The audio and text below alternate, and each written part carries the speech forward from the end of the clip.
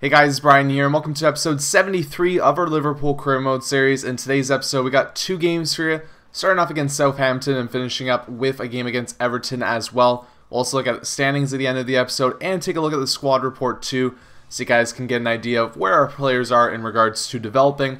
On this episode too, we'll talk a little bit about the future of my FIFA content on this channel, as I want to give you guys an idea of what I'm planning and also really get your input on what we're going to be doing for the future for my FIFA content. As I took the time yesterday to talk a little bit about my stuff that I'm going to be doing for NHL 14, I wanted to do the same thing for FIFA 14 going ahead and get your opinions too on what you'd really like to see going forward for both my current gen FIFA 14 content and my next gen FIFA 14 content as well.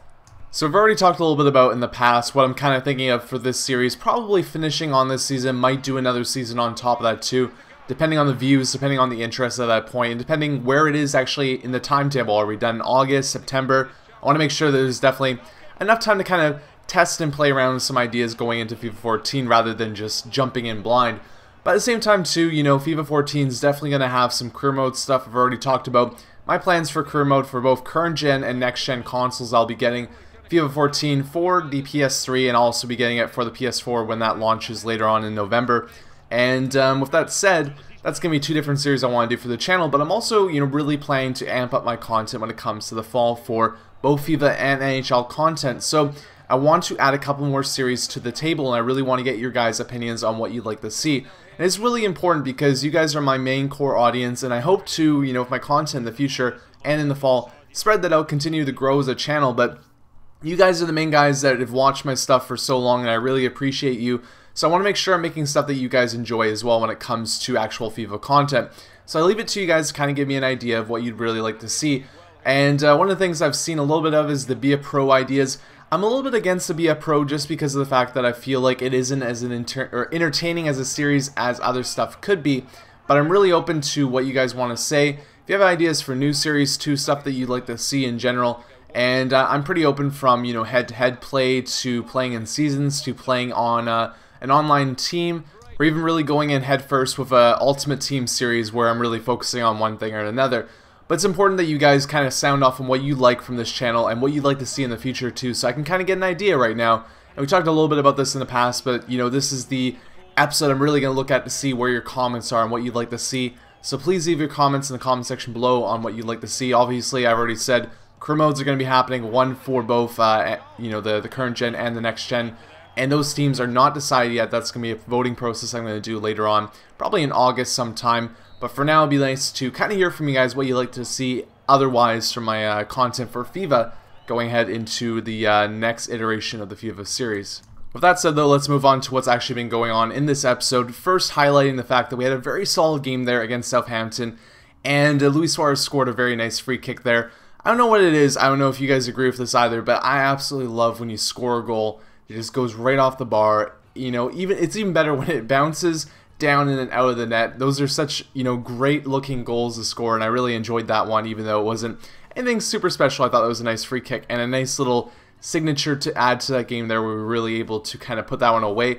But it's a really important win for us because, you know, last episode wasn't a great episode. We lost our two first games, or our first game and our second game of the season. We were doing really strong. Besides from that, dropping some points and some draws there, but that was our first real kind of folly of the season. That has put us in maybe not a terrible spot, but we are, you know, fighting in that Champions League area right now. We want to get back up to leading the league. As you can see right here, those couple losses have actually put us 4 points behind Chelsea, who have been on fire as they have really been picking up as many points as they possibly can.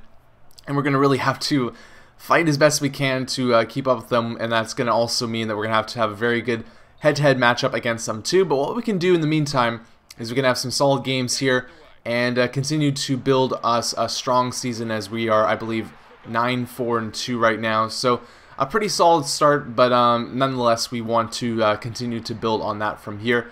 And in this game too, we've had great success in the past against Everton, and we start off pretty strong here too.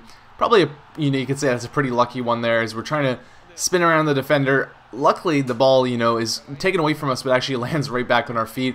And that's a, you know, hammer shot that's going to go in more times than not from Raheem Sterling there. He's really had a pretty solid season thus far. Tried to finesse that one into the corner. Not able to do that, though.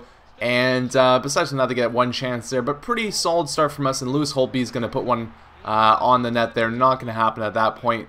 And a little bit of a back and forth here, but some nice solid defending there from Micah Richards, who's filling in, as you saw in earlier on here, that Daniel Agger is out with an injury. Once again, there's Holtby though with a nice goal there as he's able to get that past the keeper.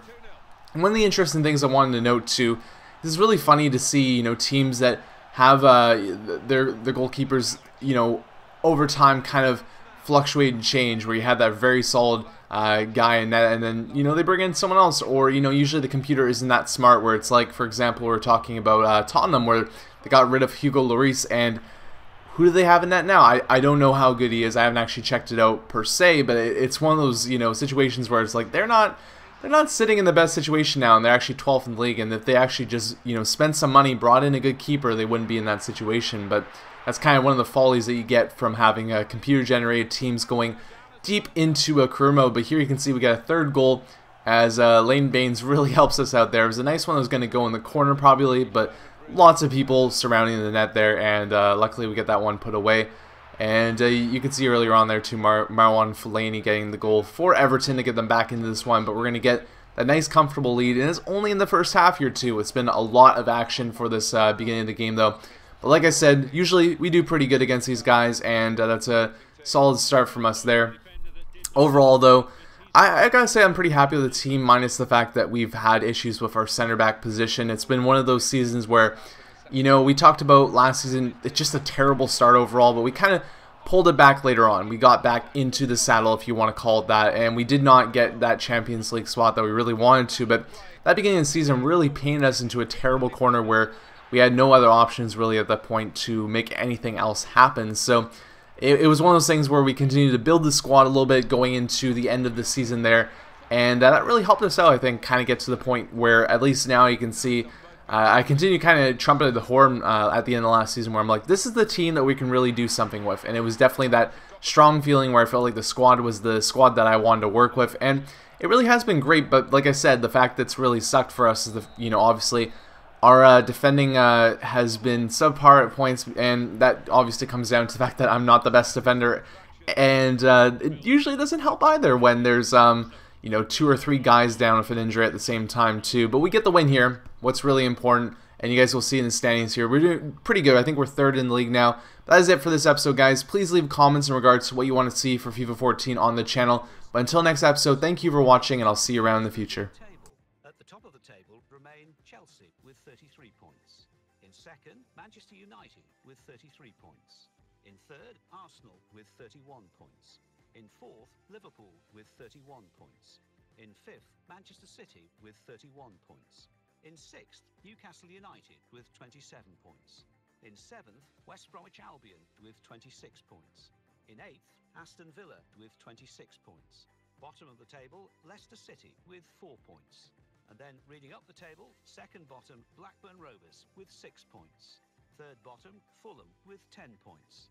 Fourth bottom, Wigan Athletic with 11 points. Fifth bottom, Queen's Park Rangers with 12 points.